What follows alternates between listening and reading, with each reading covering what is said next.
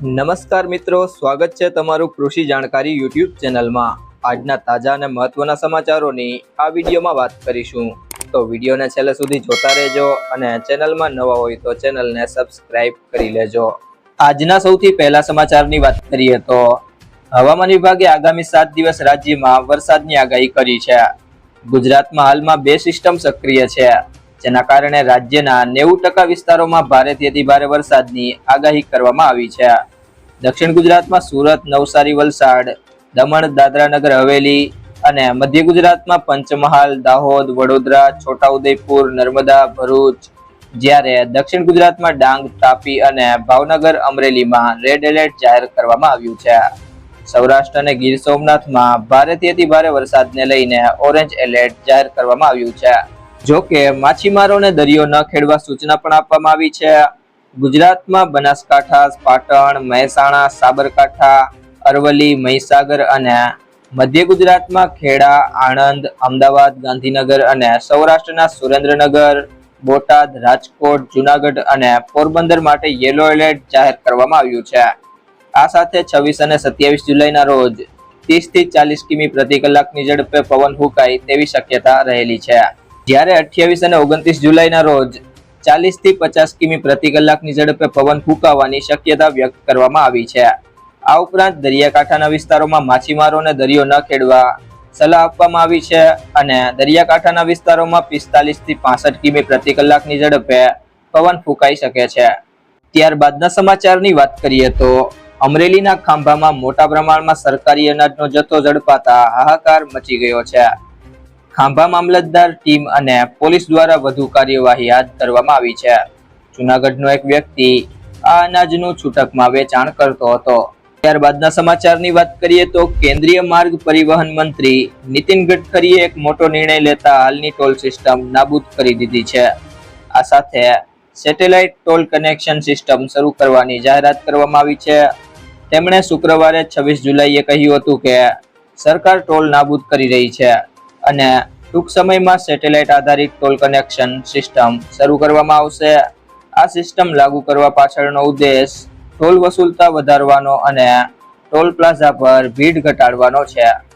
ત્યારબાદના સમાચારની વાત કરીએ તો આરોગ્ય મંત્રી ઋષિકેશ પટેલે જણાવ્યું હતું કે રાજ્ય સરકારે જીવન રક્ષક આરોગ્ય દવાઓના એસેન્શિયલ ડ્રગ લિસ્ટ 2024-25માં નવી 665 દવાઓનો ઉમેરો કર્યો છે।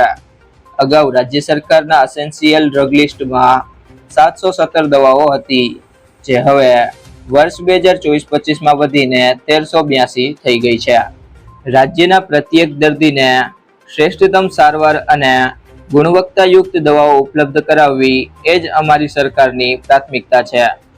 આ દવાઓ રાજ્યના ગ્રામીણ અને શહેરી વિસ્તારોના સબ સેન્ટરથી લઈને સિવિલ હોસ્પિટલ સુધીના તમામ આરોગ્ય કેન્દ્રો ખાતે નિઃશુલ્ક ઉપલબ્ધ થશે।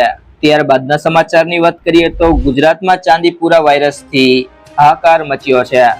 રાજ્યમાં ચાંદીપુરાના કેસોમાં દિવસે ને દિવસે ઉછાળો જોવા મળ્યો છે। ગુજરાત રાજ્યના વાયરલ એન્કેફેલાઇટિસના કુલ 124 કેસો નોંધાયા છે। સૌથી વધુ સાબરકાંઠામાં 12 શંકાસ્પદ કેસ નોંધાયા છે। શંકાસ્પદ પૈકી 37 કેસો હાલ પોઝિટિવ છે, જ્યારે ચાંદીપુરાના કારણે રાજ્યમાં 44 બાળકોના મોત નીપજ્યા છે। ચાંદીપુરા વાયરસથી 54 દર્દીઓ હાલ હોસ્પિટલમાં સારવાર હેઠળ છે। રાજ્યમાં અત્યાર સુધીમાં 26 દર્દીઓ સાજા થયા છે। ત્યારબાદના સમાચારની વાત કરીએ તો 1 ઓગસ્ટથી ગેસ સિલિન્ડરની કિંમતોમાં ફેરફાર થઈ શકે છે। દર મહિનાની શરૂઆત પહેલા તેલ કંપનીઓ દ્વારા એલપીજી સિલિન્ડરની કિંમતોમાં ફેરફાર કરવામાં આવે છે, ત્યારબાદ નવા દર નક્કી કરવામાં આવે છે। જુલાઈમાં 19 કિલો કમર્શિયલ ગેસ સિલિન્ડરની કિંમતોમાં ઘટાડો કરવામાં આવ્યો હતો। આ વખતે પણ સિલિન્ડરની કિંમતોમાં ઘટાડો થવાની આશા છે। ત્યારબાદના સમાચારની વાત કરીએ તો જુલાઈમાં ક્રેડિટ કાર્ડ દ્વારા મોડી ચૂકવણી, વીજળી બિલ, ભાડું અને અન્ય ઉપયોગિતા વ્યવહારો માટે નિયમોમાં ફેરફાર કરવામાં આવ્યા હતા। નિયમો અનુસાર કોલેજ અથવા શાળાની વેબસાઇટ દ્વારા સીધી ચૂકવણી કરવા માટે કોઈ ચાર્જ નથી। જો કે તમે મોબીક્વિક, ક્રેડ વગેરે જેવી થર્ડ પાર્ટીનો ઉપયોગ કરીને પેમેન્ટ કરો છો તો તમારે 1% ચાર્જ વસૂલવામાં આવશે। ટ્રાન્ઝેક્શન દીઠ મર્યાદા 3000 રૂપિયા છે। તેવી જ રીતે ત્રીજી એપ્લિકેશન દ્વારા 5000 થી વધુ ચૂકવવા પર પણ 1% વધારાનો ચાર્જ લાગી શકે છે। ત્યારબાદના સમાચારની વાત કરીએ તો 1 ઓગસ્ટ 2024 થી HDFC બેંક દ્વારા ટાટા ન્યૂ ઇન્ફિનિટી અને ટાટા ન્યૂ પલ્સ ક્રેડિટ કાર્ડમાં ફેરફાર કરવામાં આવશે। આ કાર્ડ ધારકોને ટાટા ન્યૂ યુપીઆઈ આઈડી નો ઉપયોગ કરીને વ્યવહારો પર 0.5% નવા સિક્કા મળશે। ત્યારબાદના સમાચારની વાત કરીએ તો મોડી ચૂકવણી ટાળવા માટે સરળ હપ્તા પણ ઉપલબ્ધ છે। જો કે આ માટે 299 રૂપિયા સુધીનો EMI પ્રોસેસિંગ ચાર્જ ચૂકવવો પડશે। HDFC બેંક અનુસાર આ ચાર્જ GST હેઠળ છે। જો તમે આ બેંકમાંથી પણ થર્ડ પાર્ટી પેમેન્ટ એપ દ્વારા પેમેન્ટ કરો છો તો તમારે પ્રતિ ટ્રાન્ઝેક્શન પર 1% ચાર્જ ચૂકવવો પડશે। ત્યારબાદના સમાચારની વાત કરીએ તો ગૂગલ મેપ્સ દ્વારા કરવામાં આવેલા નિયમોમાં ફેરફાર 1 ઓગસ્ટથી અમલમાં આવશે।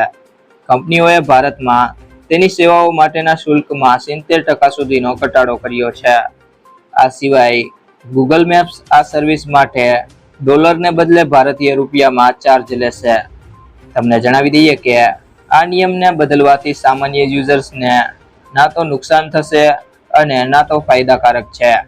આ વપરાશકર્તાઓ માટે કોઈ પણ પ્રકારનો તફાવત રહેશે નહીં।